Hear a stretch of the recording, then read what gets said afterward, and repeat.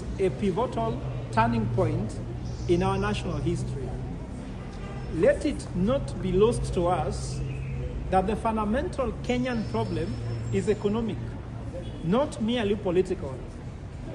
The misguided application of political medicine to an economic disease has directly led to the mass killings, abductions, egregious violation of human rights, and the collapse of our healthcare and education system.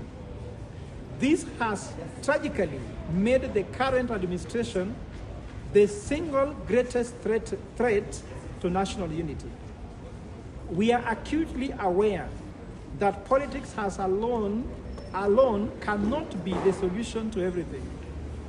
It is not our wisdom that our spiritual, our healthcare, education, leadership and governance, national unity, and rule of law be viewed solely through a political lens. Kenya cannot be allowed to devolve into a state where the government wields a political hammer, treating every challenge as a nail that must be hammered into submission. We urgently need a government that truly understands its citizens' problems, achieved by genuinely listening to Kenyans. A government that involves Kenyans in forging mutually beneficial solutions for all. Kenyans deserve better. Kenyans deserve a president who will listen to them, who will engage with them, not to dictate to them. While the current administration seemingly believes in siasa mbele, uchumi nyuma, meaning politics first, economy last, we must reclaim Kenya for those who believe in uchumi mbele, siasa nyuma, meaning economy first, politics last. A true leader is one who, like King Solomon, seeks wisdom from God to guide Kenyans, not more power to suppress them or plunder our national wealth.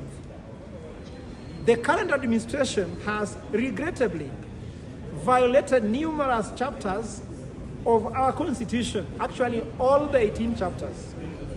It has failed to address rampant youth unemployment and has neglected to create an enabling environment for the private sector to thrive, with the government itself becoming the biggest competitor to the very Kenyan businessmen and women who delegated their sovereign power to them. Kenya deserves shepherd leadership, a government that provides for all its followers. For these critical reasons, we call for a transitional government that will guide Kenyans toward the 2027 elections.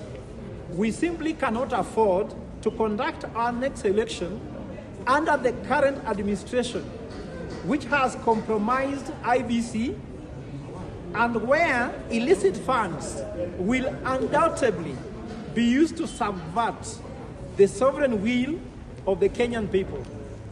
We invoke the doctrine of necessity in calling for the formation of this transitional government.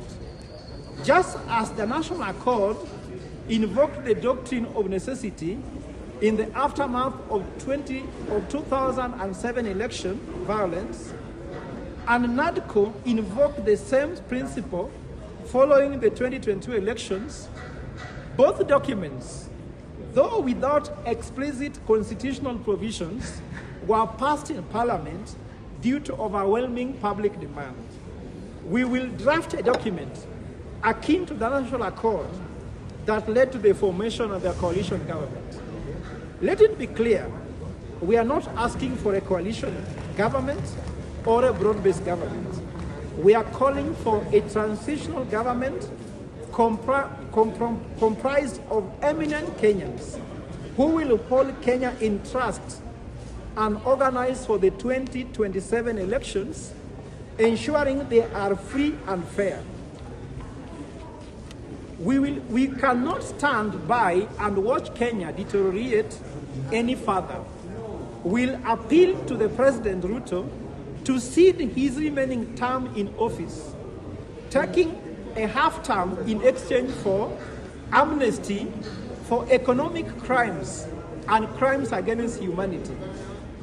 With that, we say, God bless you, God bless Kenya, and long live the spirit of patriotism, uzalendo wa Kenya daima. Asante.